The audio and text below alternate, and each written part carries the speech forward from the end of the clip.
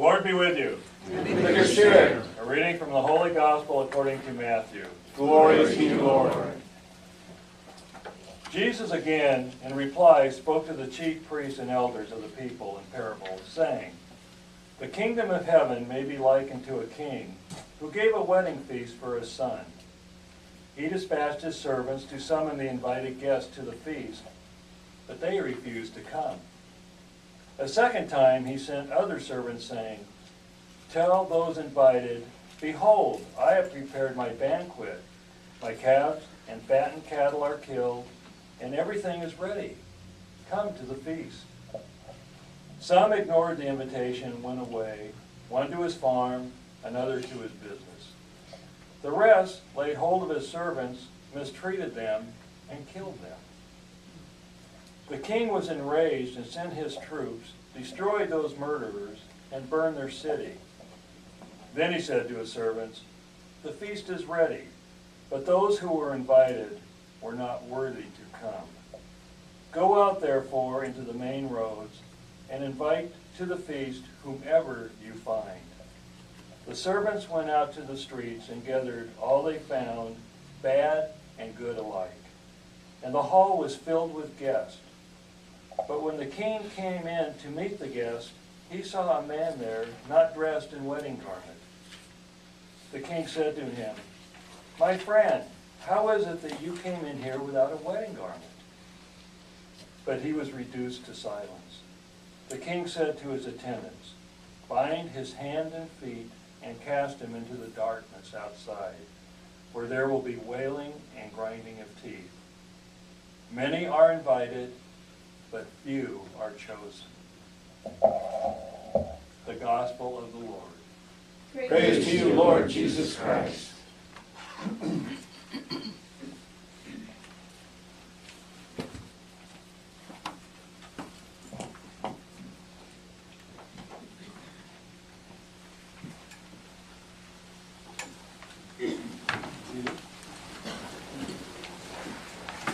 Well, the holiday weekend seems to have worked a little bit against us today in terms of attendance. So anyway, I want to tell everybody out there in television land who's having a great time when you take a look at the homily, hello. These 4 chairs belong to the Willises, and if the Willises happen to tune in, hello, we miss you, they moved to Gardena, right? And so in any case, welcome. We're gathered together as a people who listen to this gospel message. And I think I'm going to kind of do a Paul Rabel. I'm going to tell you a story. It won't be about Aunt Gertrude who had one eye. But put yourself in 1962. So roughly around 1962. And a woman who's about 50 years old, she has a 13-year-old child, so she's kind of up in years for that particular ratio between born in 1910 and it's 1962, and she's got a 13-year-old. And he's got a suit that they went to Sears, Roebuck, and Glendale and put it on him and everything like that. And they went to a little parish in a district of LA, at that time called Atwater. They didn't call it Atwater Village then, they called it Atwater, and then they called it the village within the city. In any case, that's where it was, and the bishop was coming to do confirmation. And then they all donned their robes, the boys in red and the girls in white. And they all went in and sat down. And the bishop, whose name was Manning, said, this Bishop Manning said that, of course everybody was worried, that's when you get in the old confirmation, right? The bishop quizzes you. So they quizzed us on everything. We knew the catechism backward and forward. We were ready to go. "Your Excellency, a sacrament is an outward sign instituted by Christ to give grace." Well, he pulled a little bit of a surprise on us because the gospel was this gospel. And so when we sat down, he was looking around the crowd. He asked a few questions, and it would be a big deal if you happened to be one of the kids that stood up and answered a question. So anyway, he said, "Now what does this big banquet represent?" I put my hand up.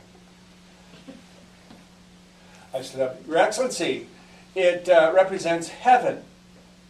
And he said, "Fine." And as I'm about to sit down, he says, "And what does the white robe represent?" Your Excellency, I don't know. So I sat back down. Ironically enough, the same Your Excellency became cardinal, and he tonsured me, gave me minor ministries, ordained me a priest, so I always call myself purebred. One of the things he asked at the luncheon before ordination, how many of you did I confirm? Oh. Remember? So anyway, the question is, and actually what I really should have done was to say, and ask you, what does this banquet represent? Well, we already know that. But what does a robe represent? Nobody came up with it. He's the one who came up with it after, well, the next guy didn't know any better than I did, huh? The righteousness of Christ? Righteousness of Christ, which can be applied to many things too. Yeah. Purity. Huh? Purity. Purity.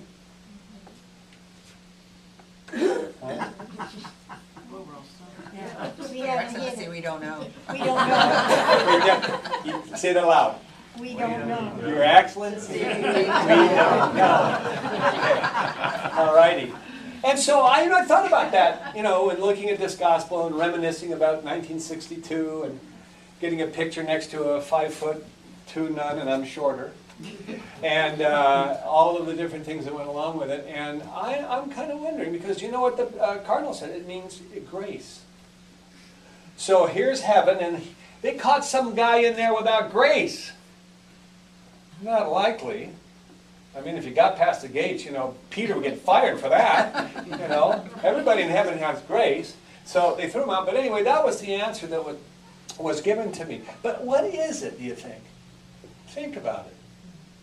And the backwards way of thinking about it, I did a little bit this morning in a meditation, was, what would be anything that would allow God to reject somebody from heaven? Okay? And it wouldn't be in heaven. It would be, well, you've got to make it into heaven or not. I don't know what stage of the game, somebody would be rejected from heaven. And we hardly can think about that. But what is it that seemed to be, according to when Christ walked this earth, criterion for not being, come on into the party? What was the robe? Anybody have any ideas? Probably more than one. Denial. Okay. Denial. Denial of? The invitation.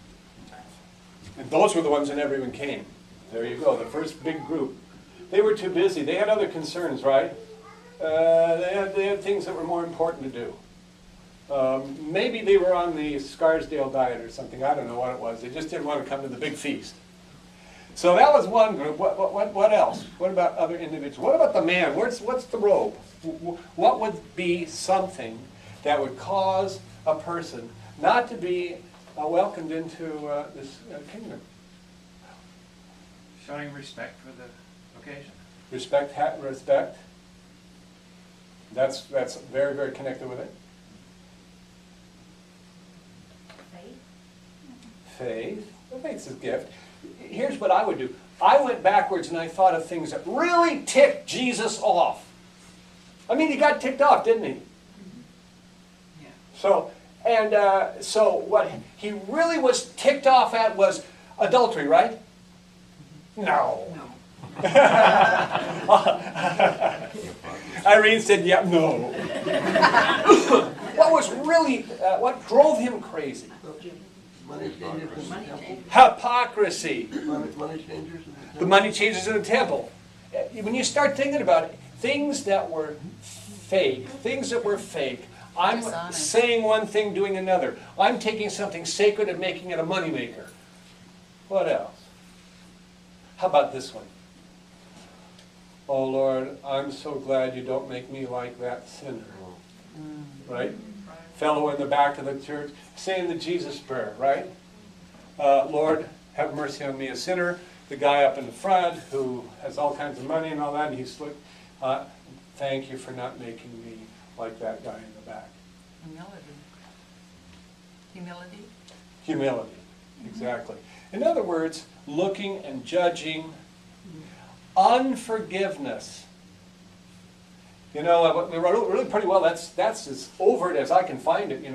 If you want to be forgiven, forgive. If you want to come and bring your gift at the altar, hold on a minute if you're not at peace with your brother. Go make peace with your brother. Then come back and offer your gift. That's why we've located the sign of peace where we have located it, at the very beginning of the celebration, as a symbol of us being accepting and loving of one another. Oh, I think I said the word that represents, in my mind, the robe. And the robe is love. Respect came so close. It's love. It is that four-letter word that's so complicated, and in our language, we only have one word for all sorts of love, where other languages have all kinds of words for different kinds of love. But I think I was told probably, and one of the best things I was ever told by a nun was, you know, if you go to heaven, what would it be like if you walked into an environment where you couldn't take the love? That power of that love would be so foreign to you that it would almost be violent. In other words, that's what we've really got to do here. The Pope is great. I like this guy, right? So he's being quizzed about all sorts of different things, and of course everybody's saying, oh yeah, that sounds good, but what's he going to do? What's he going to do? Well, you know, maybe he's not going to do too much. He said a whole mouthful. In other words, judging someone else. Example, are we going to have gay marriage? He goes, no, we're not going to do that. But what about the poor? And then, but what about the moral issue? Oh man, we had tons of moral issues. We got books full of moral issues, you know. And he said, who am I to judge? And that goes right back to the scripture. Judge not, lest you be judged. So judging others, hypocrisy, fallaciously acting as though you're holy and you really aren't.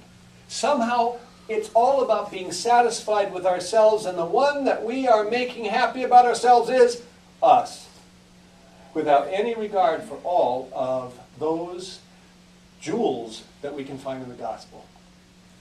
With this community, we don't have any of that. We don't have any of that judgment. We don't have anybody in the back of the church and the front of the church judging the back of the church, or in the back of the church judging the front of the church. No, we don't have any of that stuff. We don't have any of those things that I mentioned now. And it's so funny that if we do, as Sister Rita would say, it's okay. She says that's kind of our nature. But what we come here to do is to rise above sometimes what comes naturally, and open our eyes and our ears.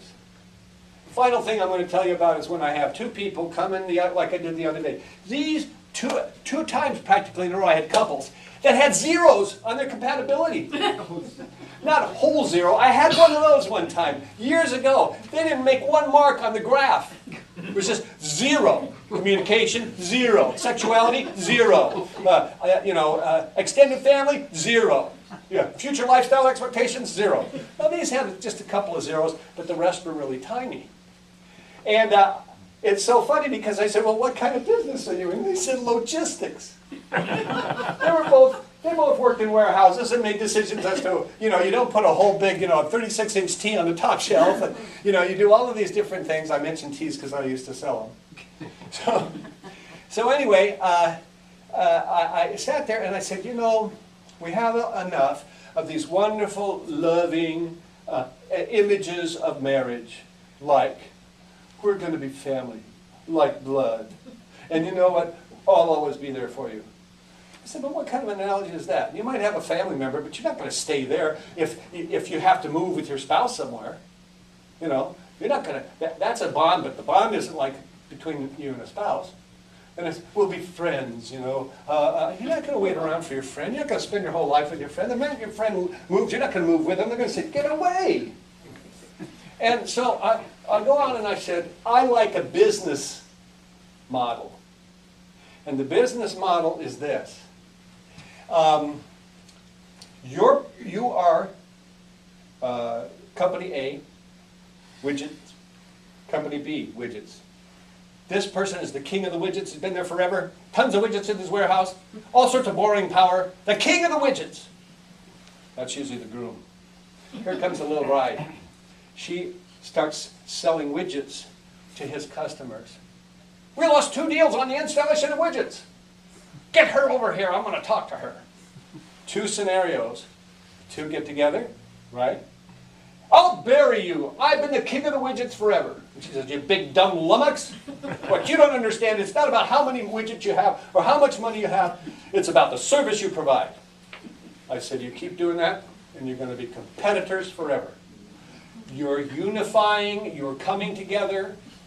What really God wants in our community is for us to come together. Well, in that case, that microcosm of God and bride, Christ and church, bride and groom, they'll be competitors forever. Scenario 2, they go out and this guy figures, she can't be stupid. She's taking a couple of deals from us. And she says, well, he didn't get where he was for nothing.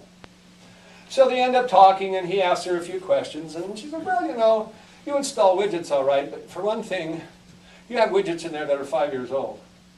The widget company got rid of a lot of bugs that were in those widgets, which made it really difficult to sell them because they weren't working right at first.